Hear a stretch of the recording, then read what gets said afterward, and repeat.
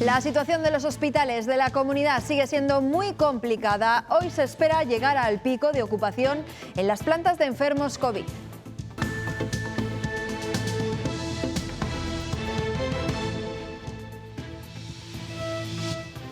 Ahora mismo hay unos 1.800 pacientes en Castilla y León ingresados en una planta COVID, algunos jóvenes e incluso familias completas.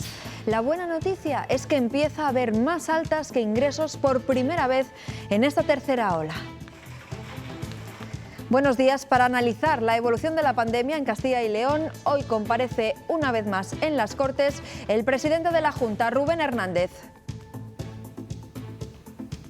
El presidente de la Junta vuelve a comparecer en las Cortes para hablar de la pandemia, de la situación actual que vive Castilla y León y del difícil momento que están atravesando los hospitales. También va a detallar algunas de las medidas tomadas en las últimas semanas por la Junta, en especial ese adelanto del toque de queda. Será en apenas media hora a partir de las 11 y en principio el debate con la oposición se presenta intenso.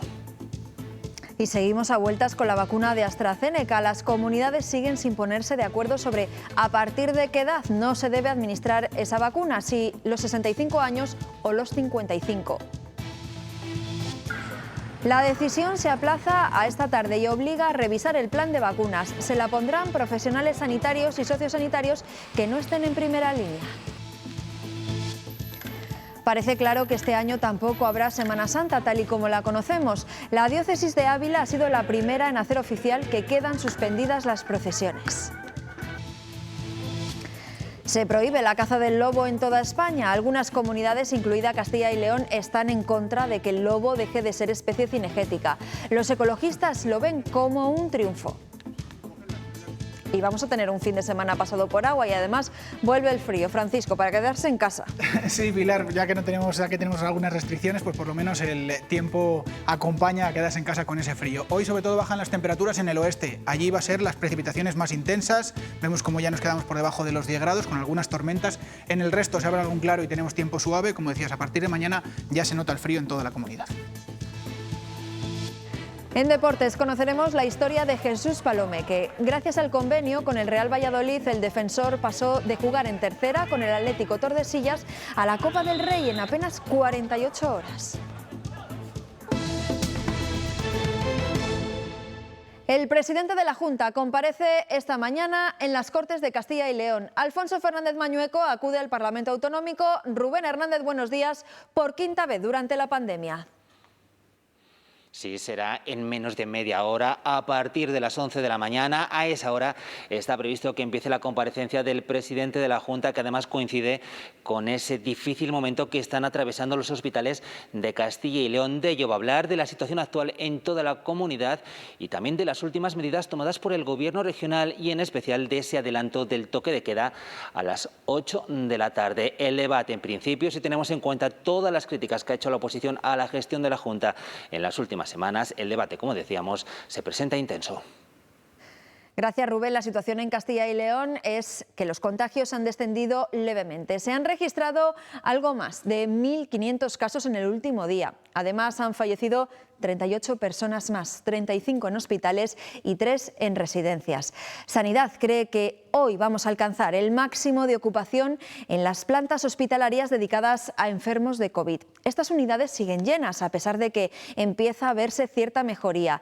Las altas comienzan a superar los ingresos por primera vez en esta tercera ola. En los últimos días tienen algunas camas libres. Las altas superan a los ingresos. Sigue habiendo ingresos, lo que pasa es que es verdad que se están facilitando más altas y eso está compensando un poquito la situación de los hospitales. Hoy hay 1.870 enfermos COVID en planta, 100 menos que ayer. Es un leve respiro en una situación complicada porque los hospitales han rozado el lleno. En estas unidades ingresan pacientes más jóvenes e incluso familias completas. Bastantes habitaciones en el hospital de matrimonios o de cuñados o de familia de que habían estado pues en las fechas señaladas teniendo relación, cenando o comiendo. Conocen mejor cómo tratar a estos pacientes, qué hacer en cada momento, pero aún así 2 de cada 10 pierden la vida en planta COVID. Normalmente los profesionales que están en COVID están solo en COVID, no están en otras áreas, con lo cual parece que se concentra mucho más la mortalidad en ese sitio, con lo cual prácticamente a diario estás dando una mala noticia y eso psicológicamente para todo el personal sanitario no es bueno. Están agotados. También en las UCIs, donde hoy hay 327 personas ingresadas. Aquí la cifra no deja de crecer y el pico llegará dentro de una semana. Por cierto que Castilla y León ya ha recibido la confirmación de 3 comunidades para el traslado de pacientes por la alta ocupación. Asturias, País Vasco y la Comunidad de Madrid se ofrecen por si fuera necesario. La llegada a España de la vacuna de AstraZeneca es prácticamente inmediata y ya sabemos que las dosis iniciales van a estar dirigidas a sanitarios que no estén en primera línea. Lo que parece ya descartado es que vayan a administrarse a los mayores de 65 años e incluso es posible que ese límite de edad se rebaje. La decisión final estaba prevista para ayer, pero la Comisión de Salud Pública la ha retrasado a esta tarde. De la vacuna de AstraZeneca se espera que lleguen este mes a nuestro país 1.800.000 dosis. Fernando Simón espera que se vaya acelerando el ritmo de vacunación en las próximas semanas, pero pide que mantengamos las medidas de prevención hasta que el 70% de la población española esté inmunizada. Tener a la población vacunada no implica que hasta que no estemos el 70% como mínimo vacunados podamos relajar el resto de las medidas. Algunas se podrán suavizar, pero la gran mayoría se van a tener que mantener todavía durante un tiempo importante. Aquí en Castilla y León se han administrado casi 150.000 dosis entre las vacunas de Pfizer y de Moderna. Ya sabemos cómo se distribuyen y podemos comprobar que alrededor de 68.000 han ido a sanitarios y un poco menos, 63.000 para el personal de residencias. Sin embargo, aparecen 29 dosis sin codificar motivo. Así explica el vicepresidente de la Junta a quiénes se han inyectado. Son aquellos casos en los cuales se ha administrado vacuna en una situación de sobrante de dosis en alguna de las provincias a personal, por ejemplo, los taxistas que movilizaban al personal para vacunar o circunstancias similares. Ya les hemos contado que la ciudad de León está inmersa en un cribado masivo para toda su población y coincidiendo con esa prueba se ha organizado otra destinada en concreto al sector empresarial de la provincia. Unos 1.000 trabajadores se van a someter al test de antígenos para tratar de frenar la propagación del virus también dentro de las empresas. Thais Lozano. Aproximadamente unos 1.000 trabajadores de 300 empresas de la provincia de León pasarán por este cribado dedicado al sector empresarial que, aunque en principio estaba pensado para realizarse durante 2 días, ayer y hoy, al final posiblemente se realizará en próximas fechas otro cribado similar ante la alta demanda de las empresas. Este cribado dedicado a empresas y trabajadores coincide en el tiempo con el que celebra la ciudad de León hasta el próximo domingo. En España aún no se ha logrado doblar la cifra de los contagios, que roza de nuevo los 30.000 y el número de fallecidos sigue siendo muy alto, 432 más. Por segundo año consecutivo no habrá Semana Santa en las calles. Ávila ha sido la primera diócesis en comunicar oficialmente que no va a haber procesiones. El resto aún no lo ha hecho, pero prácticamente ya lo descartan. Consideran muy difícil que puedan celebrarse esos desfiles masivos. Faltan apenas 2 meses para la Semana Santa y sigue la duda si saldrán o no las procesiones por segundo año consecutivo. La primera provincia en decir que cancela es Ávila. Solo se harán actos religiosos y eventos alternativos.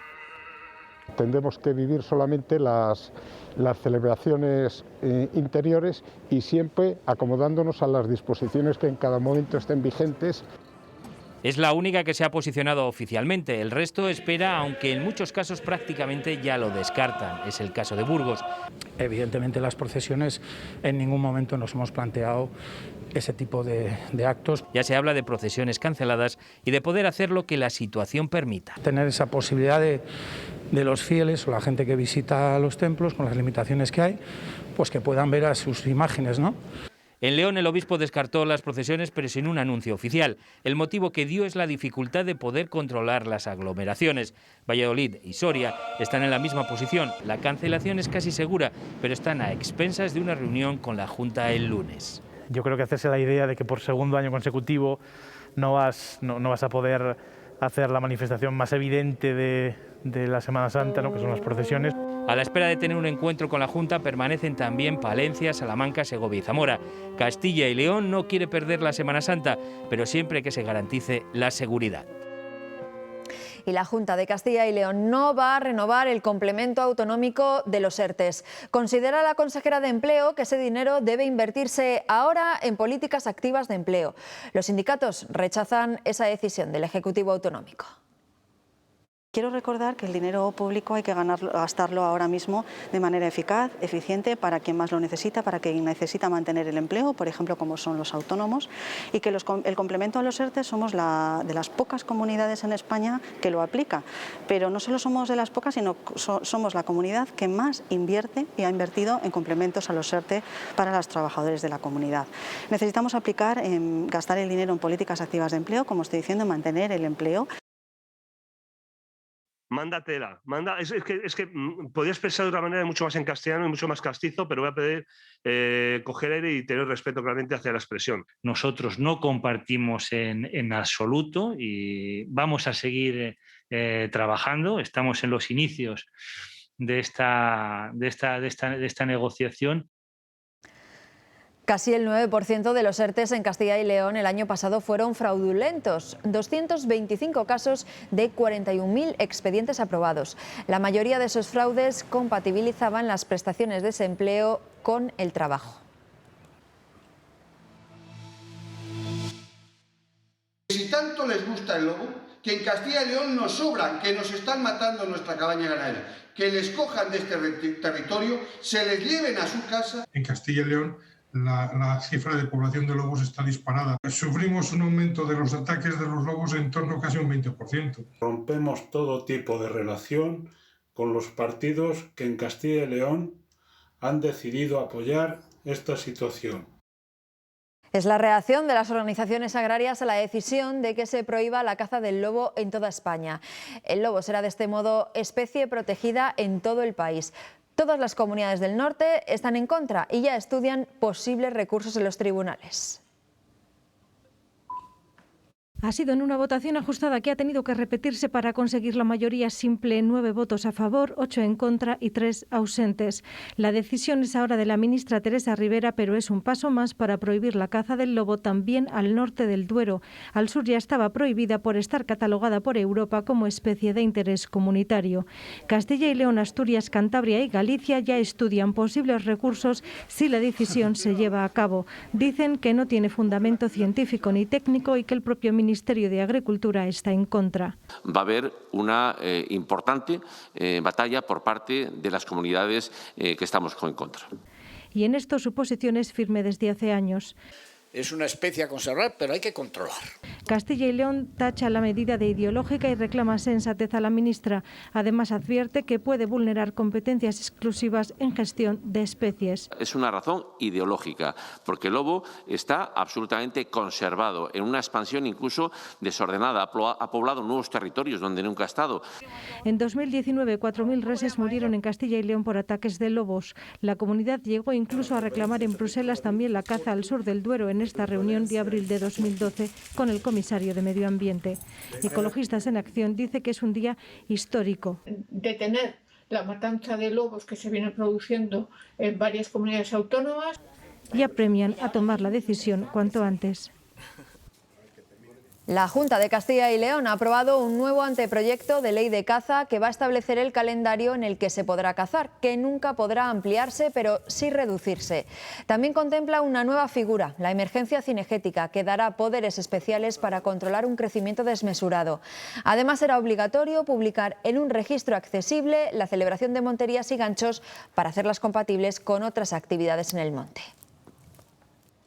Hace justo un año, antes de que nos azotara con fuerza la pandemia, una de las noticias de portada durante estos días fueron las manifestaciones de los agricultores para exigir precios y condiciones más justas. Los tractores, si recuerdan, bloquearon el centro de las ciudades y algunas carreteras. Poco después nuestra vida cambió y también se apagaron las protestas. Las organizaciones agrarias consideran que su situación es hoy todavía peor que entonces. Si el campo no produce, la ciudad no come. Este es el mensaje que se dio a la sociedad de las tractoradas de aquel febrero de 2020. Las organizaciones agrarias creen que se ha avanzado muy poco. Estamos igual que estábamos hace un año y a mayores, como digo, dada la situación de pandemia, dado el canal Horeca que se ha cerrado, tenemos problemas de venta y de precios. De aquellas protestas por la ciudad se ha logrado sacar una ley de cadena alimentaria que busca precios mejores. Una normativa por la cual se aprobó que no se puede vender por debajo de los costes de producción. Eso sobre el papel. La realidad que denuncian las organizaciones es diferente. Que el productor, para poder vender, tiene que firmar que ese precio cubre los costes de producción. Por lo tanto, si quiere vender, tiene que asumir que el precio que le pagan cubre los costes, cuando todo el mundo sabe que no es cierto. No han claudicado en sus reivindicaciones. Reclaman precios justos y rentables, una política agraria común con mayores garantías, control de la fauna y reconocimiento de su actividad. Hemos notado, digamos, ese reconocimiento del conjunto de la sociedad. No lo hemos visto en la clase política, ¿no? No solo está en juego lo que llevamos a la mesa, nuestro mundo rural y su forma de vida está en estado crítico.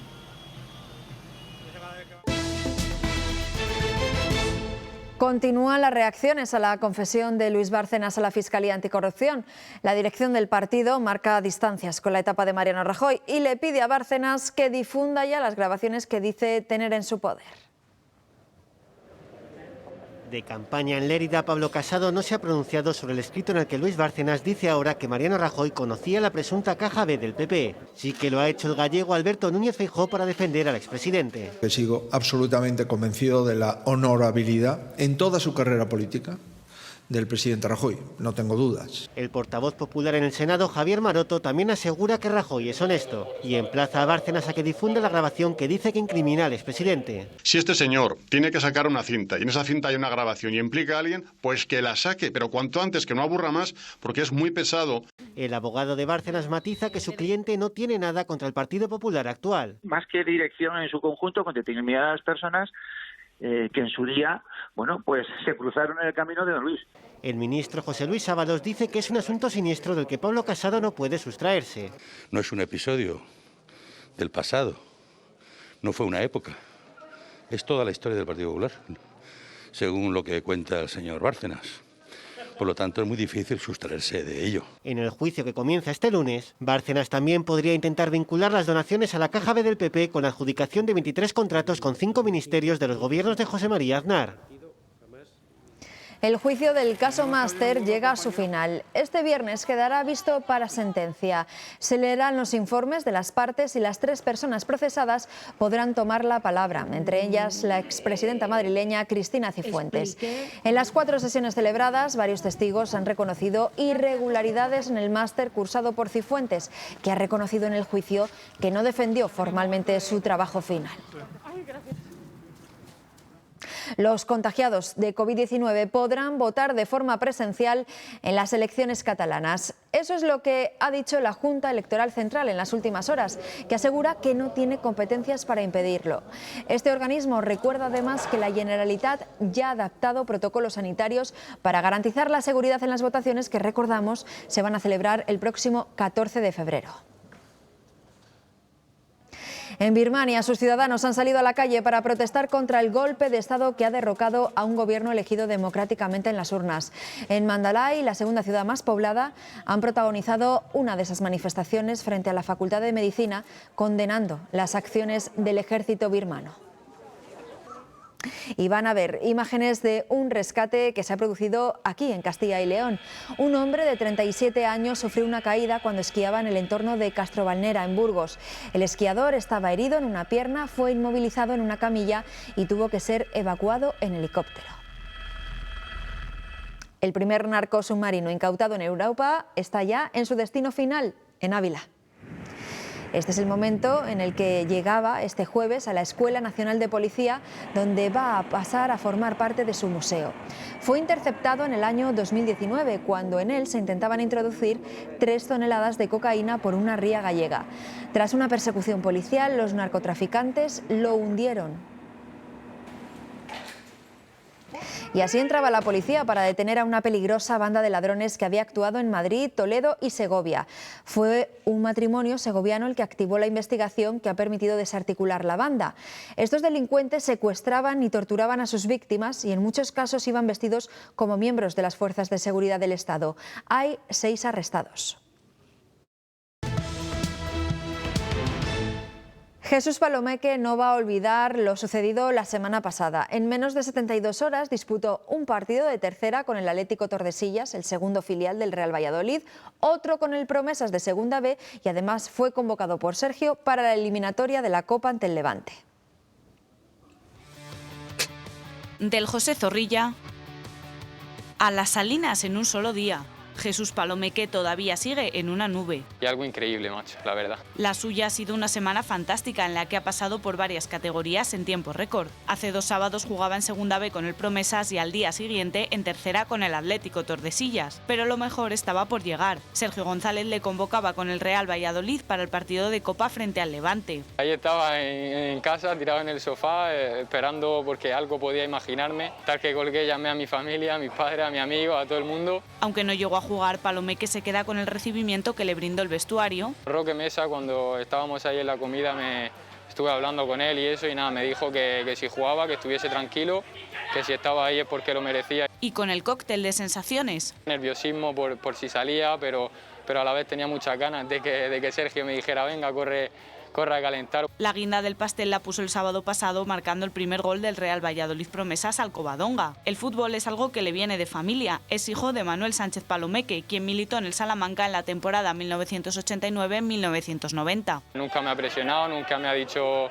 que tengo que jugar al fútbol, de revés me ha dicho que yo tengo que hacer lo que quiera. De él recibe los mejores consejos. Siempre me dice que intente ser el mejor en todos los entrenamientos, en todos los partidos. Una dedicación que le ha llevado a sus 19 años a vivir una semana inolvidable.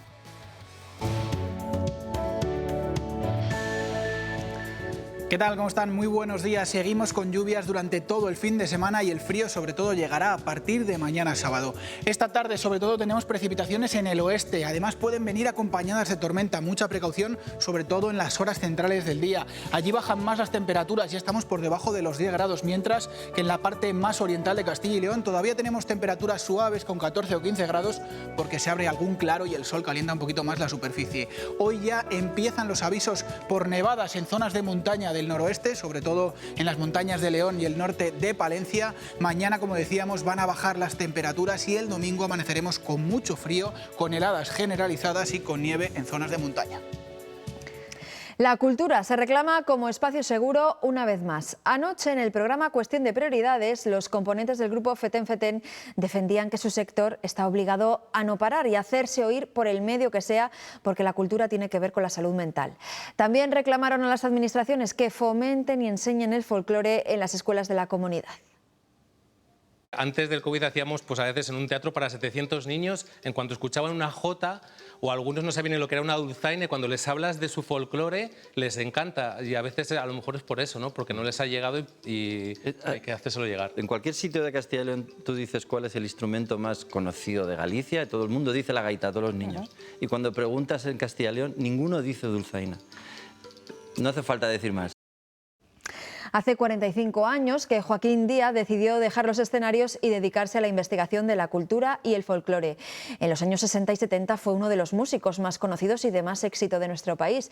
Bien, pues esta primavera va a volver a sacar disco. 53 años han llovido desde este disco y esta música. Eran la generación del 68 y ahí, en ese Madrid frenético e inspirador, estaba Joaquín Díaz.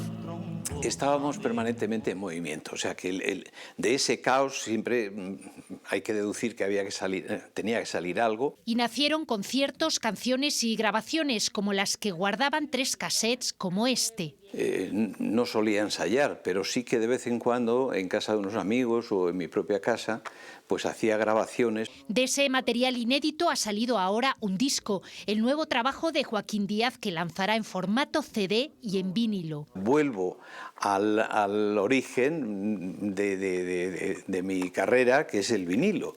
Quisiera presentarlo el día 14 de mayo, que es mi cumpleaños. Serán 16 temas navegando entre la música del Renacimiento, la sefardí o la canción española. Qué bien cantaba y qué bien tocaba la guitarra y qué mal lo hago ahora. Aquel joven que recorrió España entre 1965 y 1974, dando conciertos, atesora en Urueña, Valladolid, una gran colección de vinilos, de esos que guardan sabores antiguos. La información continúa ahora en ciltv.es. Nosotros nos vemos el lunes a la misma hora, a las 8:30. Que pasen un buen fin de semana. Adiós.